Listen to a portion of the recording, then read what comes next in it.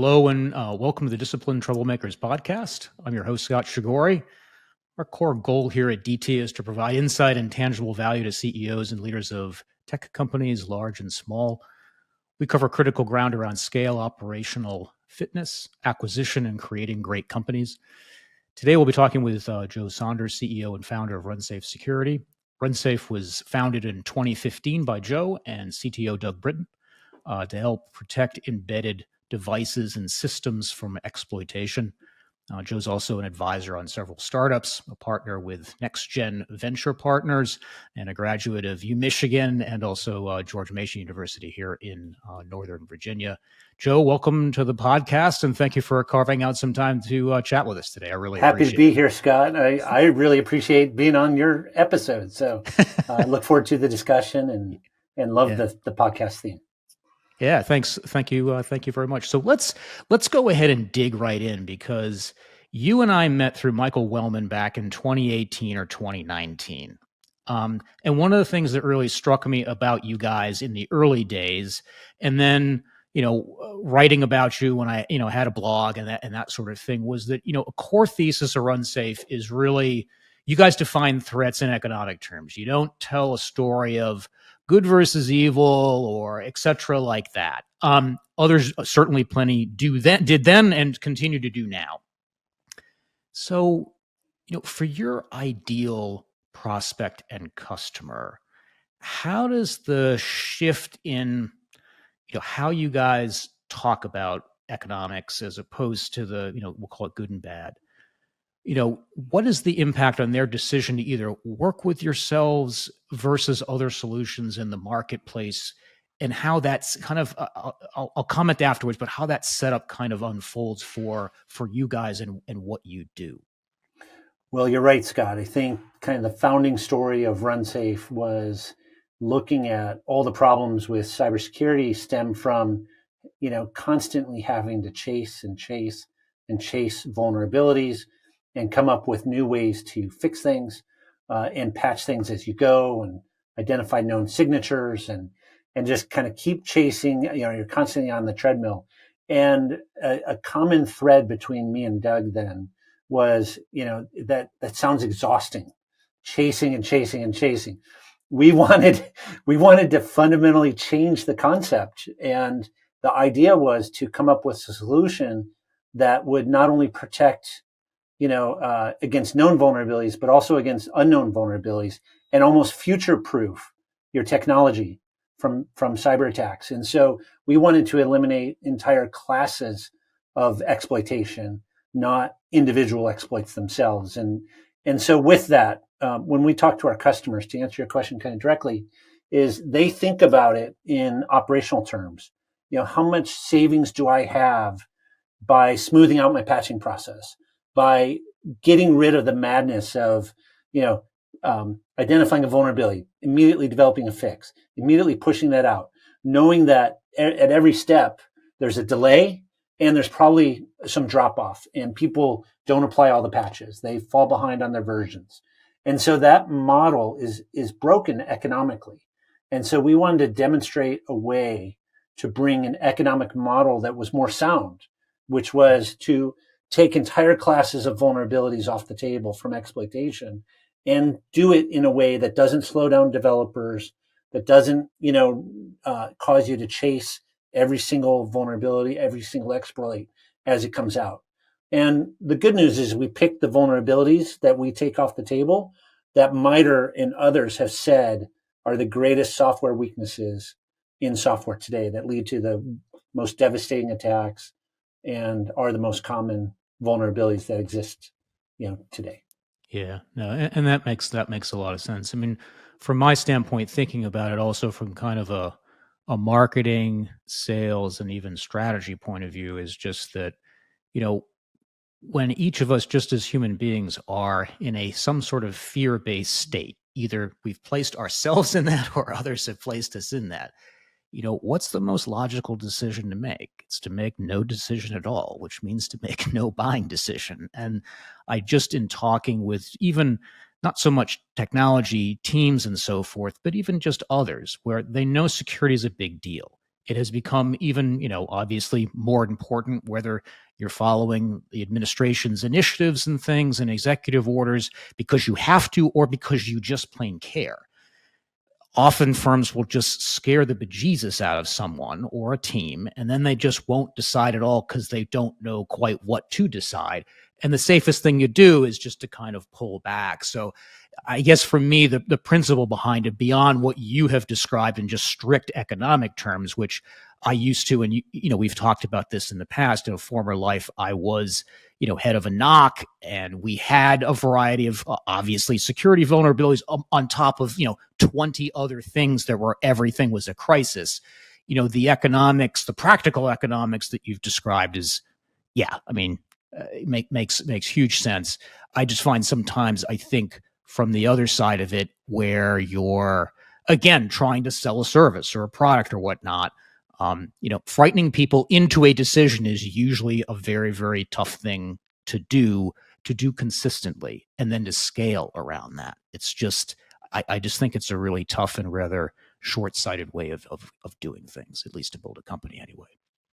Yeah. Yeah.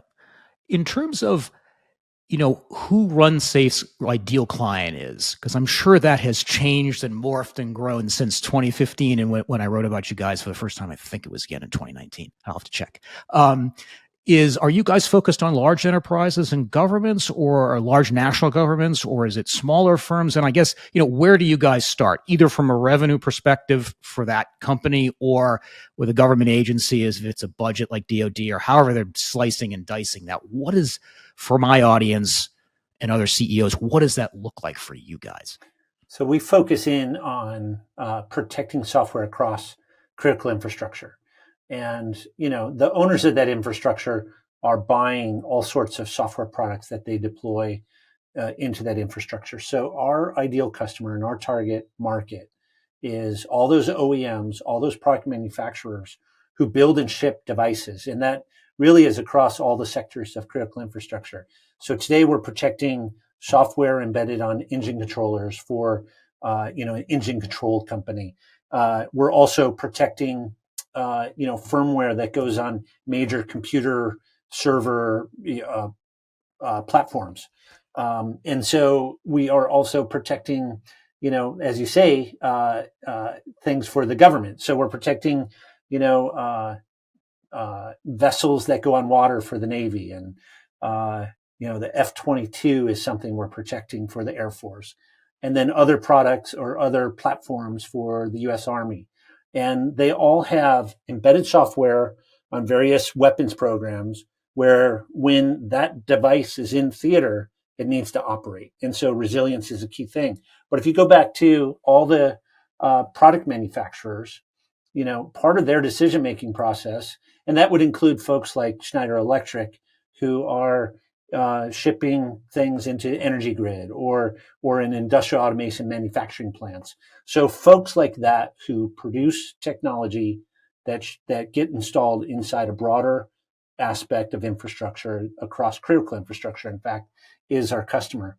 And to the previous point, one of the things that is of interest to them is how they make their security decisions when they're looking at hundreds, if not thousands of products that they ship out into that infrastructure. And so they need to make governance decisions, best practices, compliance decisions, customer demand decisions, and just, ongoing persistent, threats that would undermine their products. So unfortunately, that last one is where the scare tactics come in. But the customers we sell to are tracking a lot of those players, and they're very fearful without us scaring them. We like to talk about economic terms, but we actually help them create resilience from those bad actors.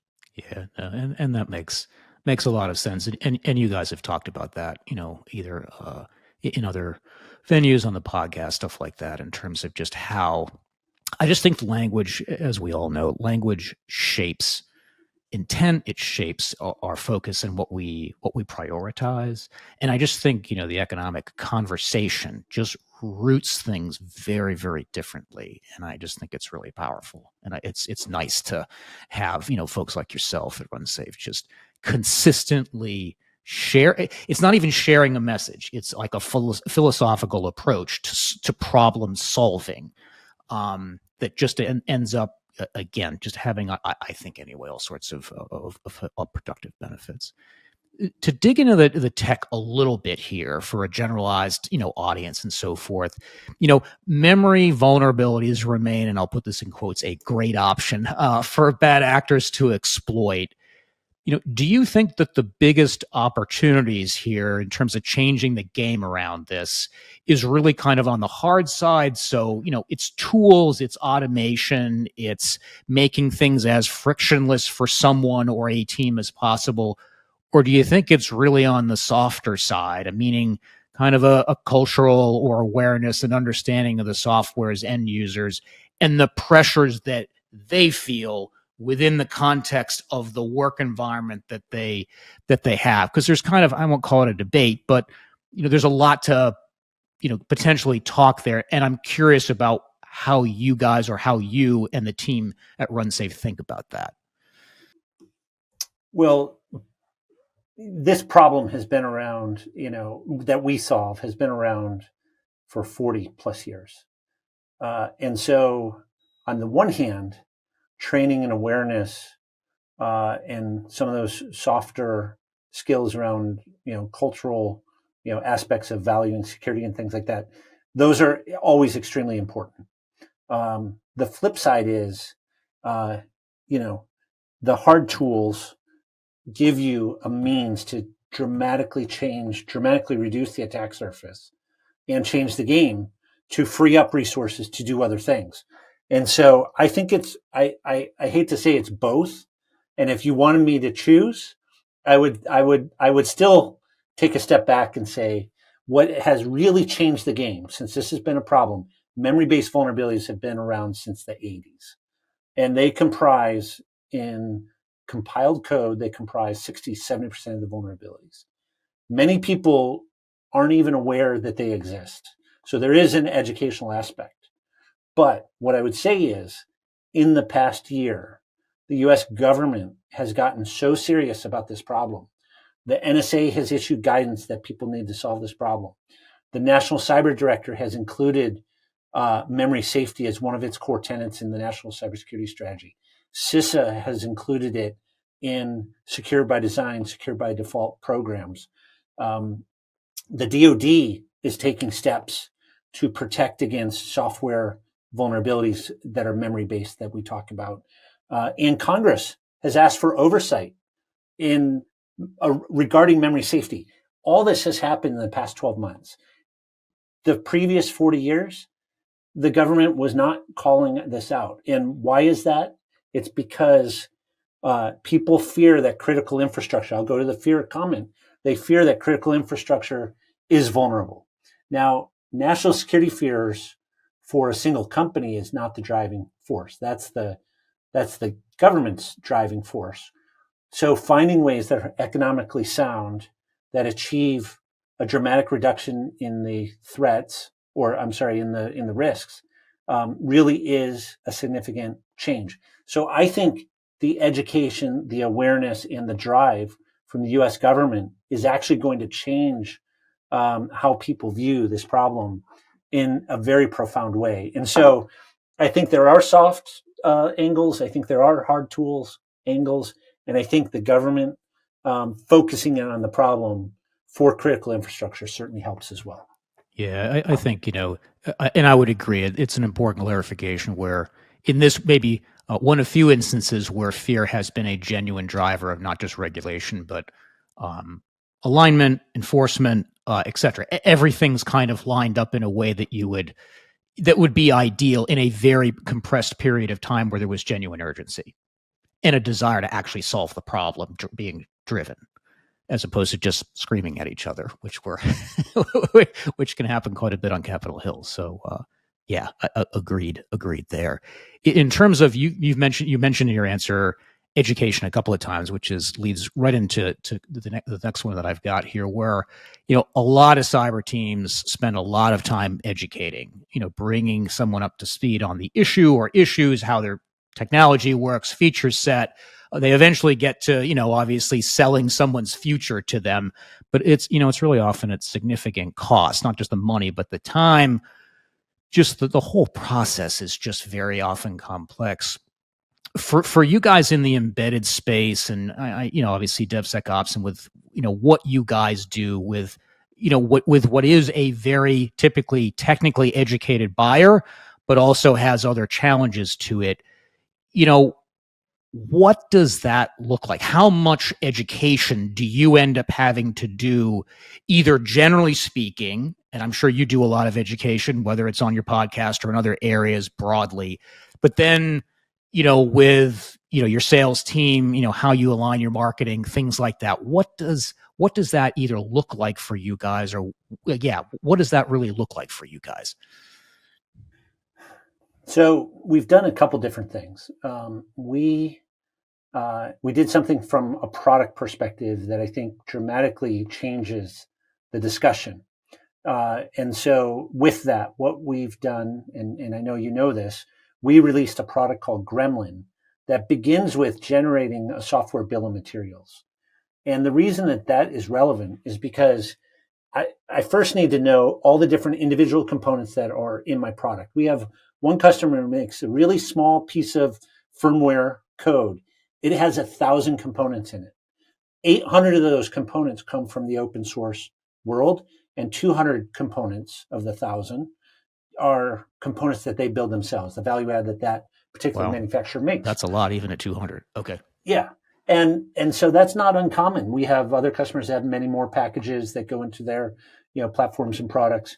But that's a good representative sample. So with that, if I could show you those 1,000 components and which ones have all the vulnerabilities and which ones can be immediately taken off the table from exploitation, which of those vulnerabilities, then all of a sudden we're talking about data about your product and not even about the technology. We're just saying, here's the output from your product.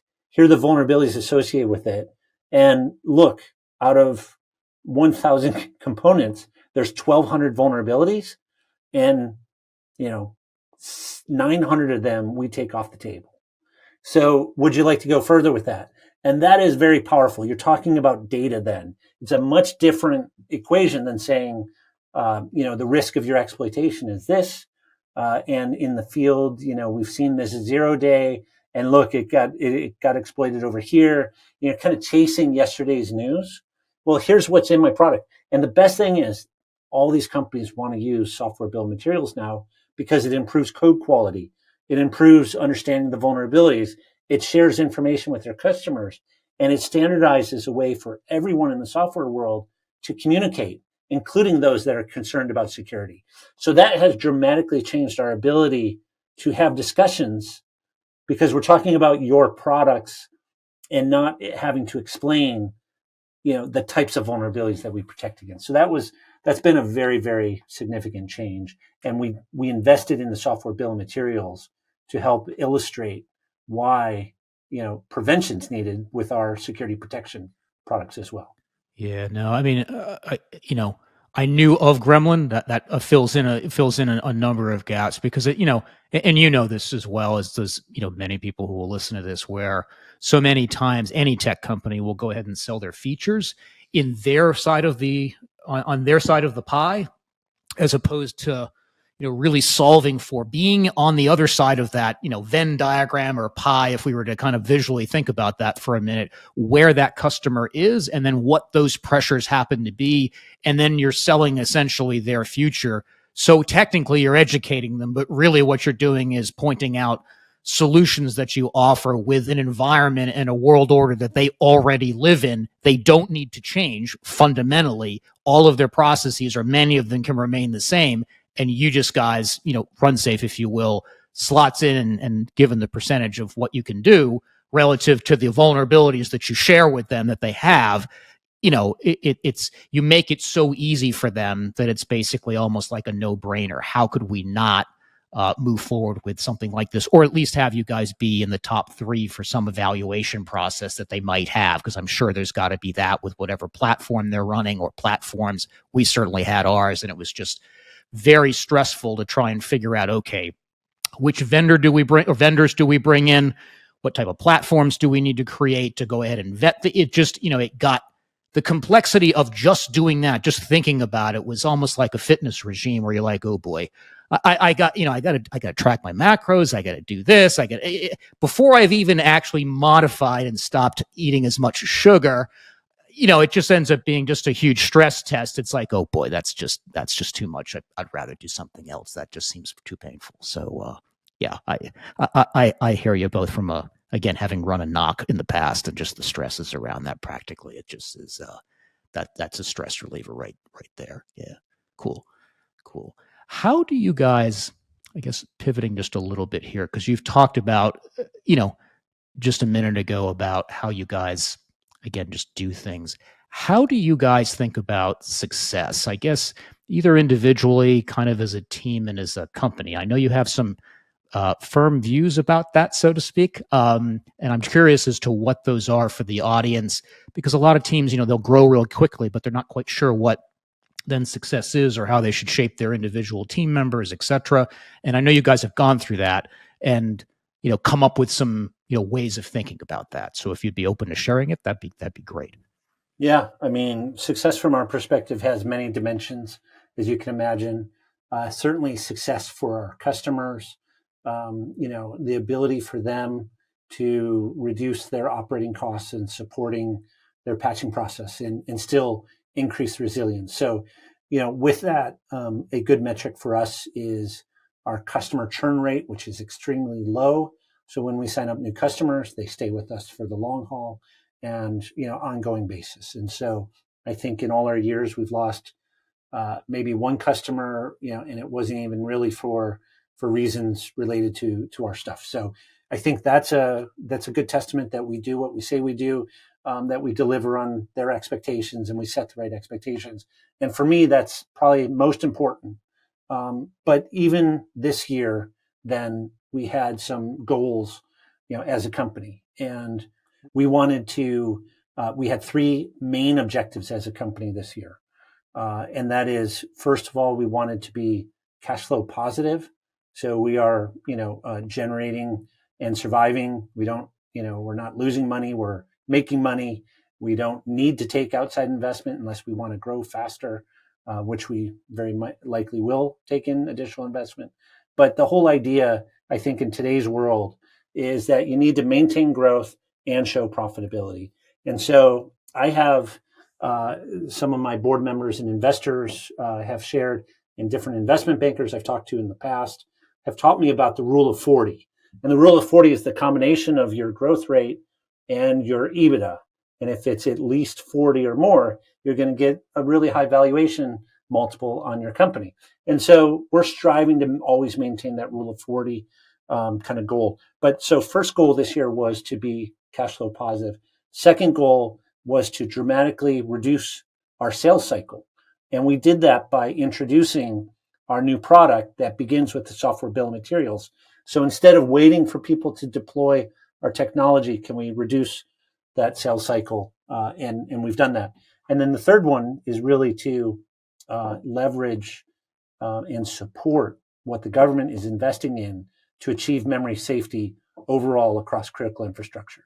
And, as I listed all the organizations that have done so much, CISA and NSA and Office of National Cyber Director and DoD, they've done so much to try to reduce this great national security threat or risk that, we wanted to find ways to contribute to that. So contributing into a broader mission that makes our society more, that makes society safer and our world safer is important for our company, and also, keeps us aligned with what the government is doing today. So that's also very important for us in terms of measuring success. Yeah, nice. And congratulations on the cash flow positive stuff. That's nice. I'm sure it must feel pretty good, to say the least. Where obviously that has become a deep focus among many technology companies of late. But beyond that, I just think it's always a great sign. So, congrats to you and the team for probably stressing yourselves out to get there, but nevertheless, a big deal. So, kudos to you for that. In terms of, I guess, continuing with this theme a little bit here, for growth opportunities that you're excited about over the next 12 to 18 months, I guess, what are they with what you're comfortable sharing? And then, is it true for yourselves, you think, exclusively, or is it a much bigger industry opportunity as well in terms of what you're looking at with embedded, DevSecOps, and some other things that you guys are obviously doing with Alchemist and Gremlin and so forth like that? Well, we just want to keep growing. We've the last 2 years we've tripled our revenue 2 years in a row. I think this year, 2024, we hope to double, and that's a big effort to do that. Now, with that said, that's hard to do, but we've been doing things from a company perspective that I think gets to sort of the heart of our company culture, and it sort of begins with this knowledge that we have this mantra, this badge of honor we say internally at RunSafe, which is to plow the dirt with your face.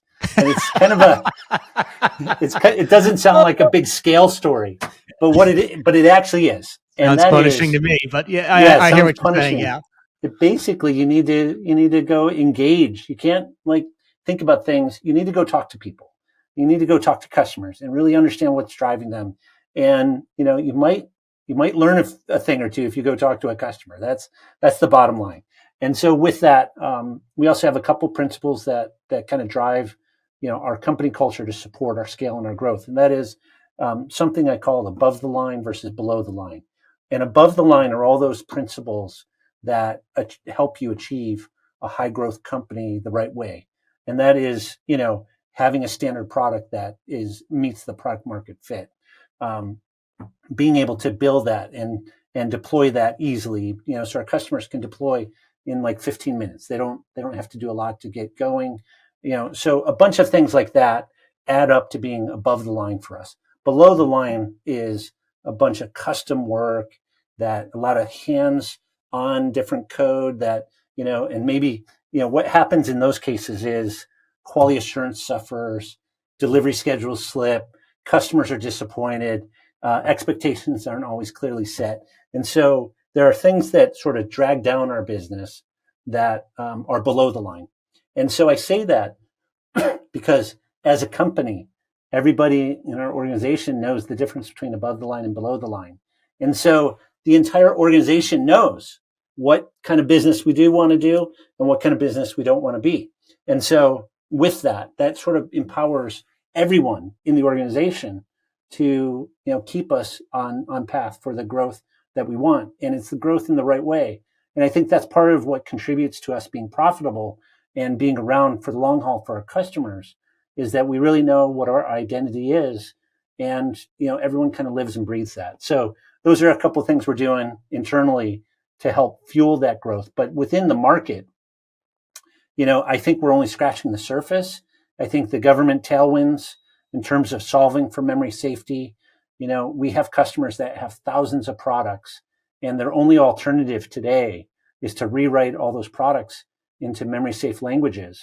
And that's just not feasible. Nobody wants to invest in rewriting a product. It will take time and money. So if you can achieve memory protection without rewriting a single line of code, that's a huge value add for our customers. And then it also matches where the government wants to go into successfully protecting critical infrastructure in general. Yeah, no, I think that makes a lot of sense. There's just, as everybody knows, just a ton of software out there that, again, just maybe gets periodic updates, but that's pretty much it. And yet there's just a huge vulnerability around there. So definitely, yeah. You hear everyone talk about, grinding away, but I'll have to start using your plow with your face. That's awesome. It just is such a visual of, there's such a strong visual with that too. It's just, it's tough to miss, but I think, again, more seriously, it's very understandable how with a team you could absolutely build alignment around that. No one's going to not understand what that is and have an immediate image in their head that they will never forget, even as they talk with each other virtually and so forth, as opposed to let alone being in the office. So yeah, kudos to you for that one there. So well, cool. Let's go ahead and take a short commercial break, and we'll be right back. Purple Finch Group helps technology CEOs innovating at the edge of chaos create operational fitness across their technology stack and team of talent. Achieving significant and measurable scale, selling your story, and finding time to think and plan can feel like a bridge too far. So if you're a CEO whose company has found product market fit, but is struggling, or you're a CEO whose company is looking to accelerate existing momentum, we can help with proven blueprints for optimal scale. Shifting from incremental addition to exponential multiplication can be absolutely achieved with less effort and stress. To get in touch, I can be reached at Scott with 2 T's at purplefinchgroup.com. Now, back to the interview. All right, we're back on Discipline Troublemakers podcast with Joe from RunSafe. Let me go ahead, Joe, and pivot a little bit more and ask you about what contrarian views you have about the embedded security space and about DevSecOps, because obviously there are lots of opinions, particularly around DevSec. But I'm curious, given you've been in the space a long time, what either you have as a contrarian view or see, again, differently than maybe some other firms or other CEOs in this space. So I would say the biggest one is that the plate tectonics of the embedded software space are changing, and they're changing towards open source software. And they're changing towards open source software, understanding the software supply chain security risks. And for such a long time, there has been proprietary operating system software on which all these embedded devices are built. And there were good reasons for that. There were performance reasons and security reasons and things like that, you needed to ensure that this little gadget did its thing extremely well. And it was kind of locked down to only do a limited set of functions. The problem is that has become expensive, and it has shown that, or it's been shown that proprietariness does have, come with a number of security vulnerabilities. Some of the biggest vulnerabilities out there have been in real-time operating systems, for example. And so with that, with the improvement in processing power and chips, and the ability to tailor Linux-based operating systems for embedded use cases and, really scale things down easily, then what that means is what might have been 20% of open source on your device, yesterday is going to be 80%, like that example I gave earlier today. And with that, it sort of decomposes your understanding of your entire security landscape. You need to understand who's writing those components. Are those components updated consistently? What vulnerabilities are in those components? And so I think it's becoming, instead of a closed world, it's becoming an open world. But with that, the DevOps and DevSecOps discipline and really the supply chain security practices are becoming as much about code quality as they are about security. And you can have both. And I think in the end, you can be secure and you can be open and you can have high code quality. So, if anything, I think is you can have the best of both worlds. You can be open and you can be secure. And I think that is driving major change in the industry. I think it's reducing cost.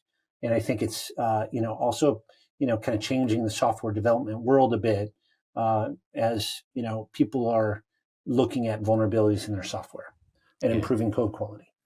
Yeah, no, I remember years ago, I'll go back 15, 20 years ago, big debates with my client and other stuff like that around open versus closed source. It was always an or, never an and. And so you were always making kind of some very big tactical strategic trade-offs as to what you think you could or couldn't do. And then accepted, implicitly then a degree of blindness. Where did you want to be blind and not know what you didn't didn't know and didn't have control over, and you ultimately at the end of the day you made some very big trade-offs, but everybody else did the same thing. You didn't have any other choices because it was an or world instead of an and world. So powerful to see some of the changes now too. So as a Linux guy, I'll disclose my Linux enthusiasm here. I'm a Mac guy, but I grew up, cut my teeth on Linux. So there are scars and there are joys there too. So but anyhow, see, you plowed the dirt with your face too. Yes, I did. Yes, implemented the first Linux set of systems for my client back 20 years ago this year. Old Kickstarter files. Wow, it was painful. I learned a lot, but I have to tell you, yes, I absolutely plowed my face with that. 12 hours a day, 6 days a week. It was, it was interesting. Glad I don't do that anymore. Thank you very much. Speaking of kind of a contrarian move, something, that I found really interesting about, something here that you guys have done is you've set up an improv class, internally with RunSafe. And, you guys have goals around listening skills, teamwork, creativity, etc. I'm really curious, what led you guys, or what led you or the leadership team, and folks at RunSafe to go ahead and start that? And how has that evolved for you guys as a way to, again, grow, remain agile, be creative, etc.? It sounds like you probably have had some fun with it too. So, what's the story behind the improv class? Well, it's super exciting that we do improv, and we do it periodically. We do it at our annual meeting. We do it throughout the year, and the really the inspiration came from my assistant. Her name is Alex, and she is a professional actor, and she does improv all the time. She does sketch comedy. She does stand up. She's a comedic actor, and does very, very well at it. And when she and I were talking one day, we were talking about sort of the benefits of improv, and you started to allude to it. Certainly creativity and stuff like that, but just how you approach improv has so many lessons for business.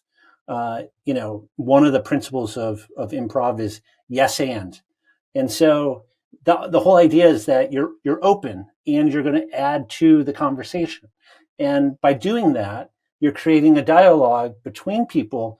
But if the opposite is you say no, but it doesn't work that way, then you're shutting things down and you're hurting that creativity. You're hurting that mode of communication.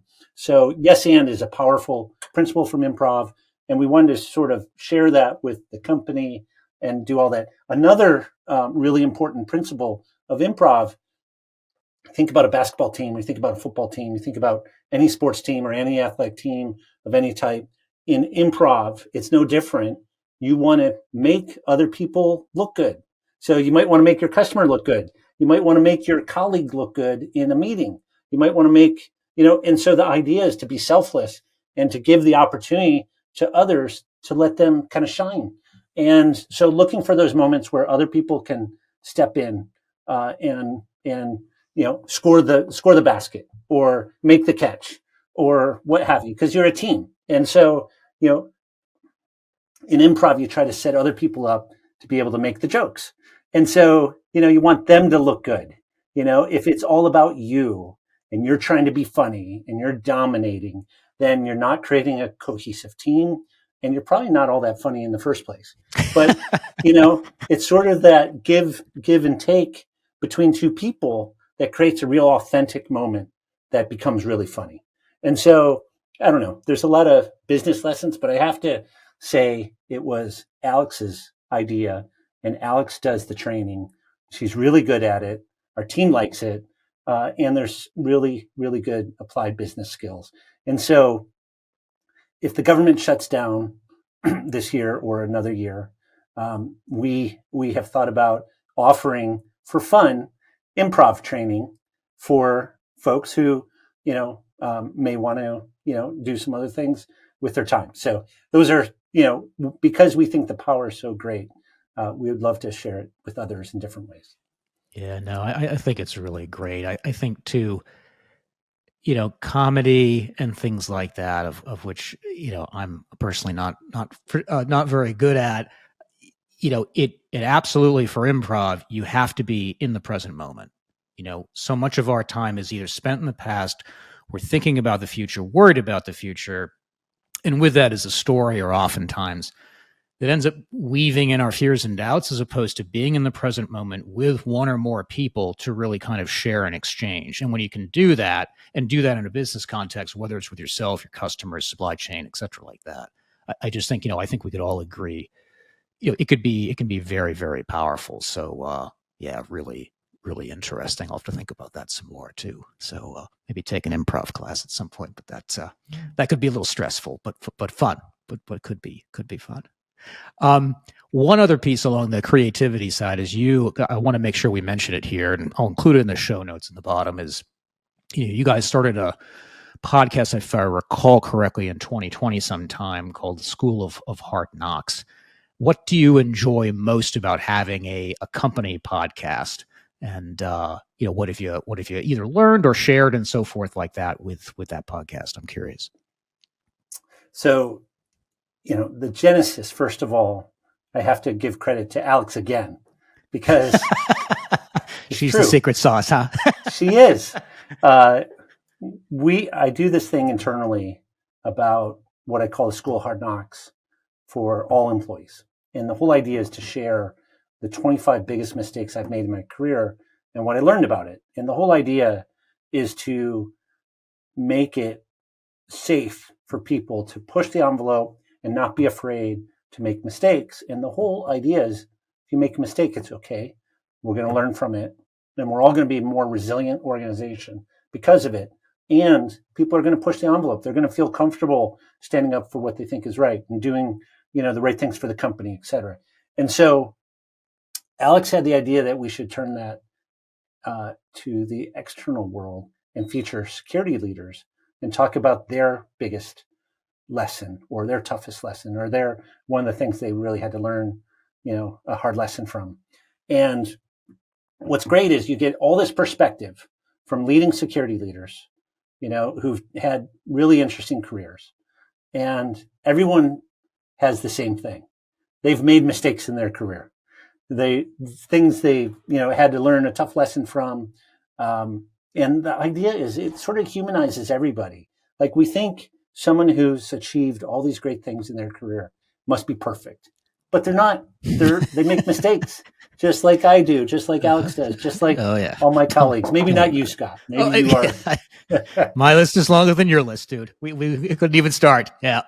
It's longer than yours is. Yeah. What I get most out of it is the reflection people have on some of the mistakes they've made and what they've learned about it. And it's just really powerful. It's really interesting because we all share that in common. And that makes the world a better place as well. It's more resilient if we're looking out for people who have made mistakes, or people are vulnerable and sharing mistakes that they've made and they're willing to talk about it. So I think it makes for a better world talking about it. And plus, we can all learn from other people's mistakes. So that's ultimately the benefit. Yeah, no, and I think particularly and it doesn't matter, I think, I'll call it which venue we happen to be in. Just as human beings, there's a lot of shouting at each other right now, pretty much everywhere, with what seems like every single topic, even picking out milk at the food store, something simple, what feels like as simple as that. So the more of that, I think, around just being able to have a place to share some of those things, particularly, again, as you rightly pointed out, you see somebody, and when you think of, respect or elevating somebody, I don't want to say maybe putting them on a pedestal, but, acknowledging the competence, the hard work, all of the achievement and everything, we do tend to, it's easy to gloss over some of the bumps in the road, and to have people, share that in an authentic way, I think is just really, it's very powerful. And people, as you say, can connect to it. We all can. Absolutely. Myself included. So yeah. So I guess, kind of wrapping up here a little bit here, do you have, before we get to, contact details and things like that, any even final words of advice or wisdom for my listeners who are going to be primarily CEOs who will also be leaders in the tech space, who may eventually be a CEO at some point, in terms of starting and running their own cyber company? I know that's a very loaded question, which could go in lots of different directions. But I think, again, you've experienced lots of struggles with RunSafe. You've obviously experienced a hyper growth over the last couple of years. Kudos to that. Being cash flow positive, just some big ticket items there too. So you've experienced all of it so far. What does, any words of kind of either wisdom or advice on that front as it relates to a cyber company? I think one of the most important things that I've learned is having a really good framework about who you are and who your company is, and sort of that, what are the principles? What is the underlying philosophy of the company? What are those things you fall back on to help make decisions? And I think, rather than having, things that appear to be arbitrary, I think having a sense for why we're going in a certain direction, why decisions are made, and what is that collective kind of goal, and what is that framework in which you operate. For us, we have a product strategy we call 310N. We have above the line, below the line principles. We have plowing the dirt with your face. We have company goals that we set at the start of the year. We have principles that people adhere to. We're very forgiving when mistakes are made because we know we're going to learn from them. And all of those things collectively add up to make decisions in tough times easier because it's within a framework. And for me, that's been, super exciting to kind of realize that when you do have a framework, decisions are not arbitrary, that you have collective buy-in, that the organization will see, how you think about them as the CEO.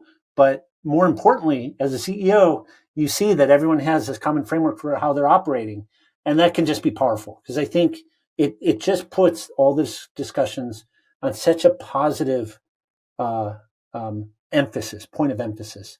And I think knowing what those principles are and how the framework in which you operate is just so important. So that's my biggest recommendation, probably one of my lessons, to learn how to do that.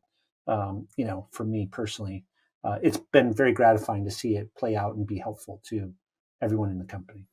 Yeah, and I think it's one of those things to, highlight your kind of school of hard knocks is that's tough to learn in business school. It's tough to learn, I think, just if you will, intellectually or academically. You've got to grind your face in the earth a little bit. Jeff Bezos has talked about that with Amazon and I forget if it's 16 or 17 principles from memory, and that what they have. And again, it's just designed to create structure, boundaries, safety, an honor system, and any variety of things that one feels, the leadership team feels is relevant. And it's kind of like guardrails, but also safety and where we want you to take risk, where those opportunities are, and what you can do individually, and then as a team, and then so forth as to what that is. I always think those are really very helpful and powerful here. Yeah.